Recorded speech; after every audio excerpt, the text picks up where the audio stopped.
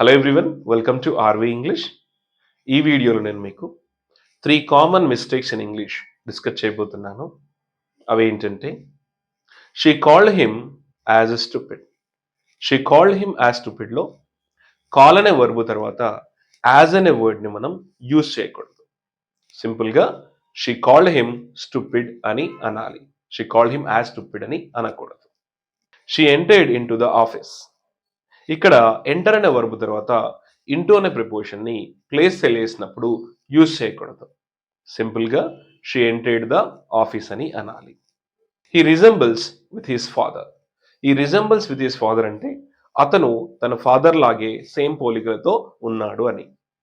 ఇక్కడ రిజంబుల్ అనే వర్బ్ తర్వాత విత్ అనే ప్రపోజిషన్ని మనం యూజ్ చేయకూడదు.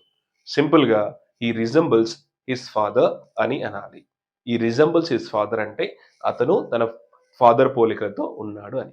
సో ఇవే 3 మిస్టేక్స్ అండి. కాల్ అనే వర్బ్ తర్వాత యాజ్ అనే వర్డ్ ని యూజ్ చేయకూడదు. ఎంటర్ తర్వాత ఇంటూ అనే ప్రిపోజిషన్ ని ప్లేస్ తెలిసినప్పుడు యూజ్ చేయకూడదు. అండ్ రిజంబుల్ తర్వాత మనం విత్ అనే ప్రిపోజిషన్ ని యూజ్ చేయకూడదు. I hope you understood the concept.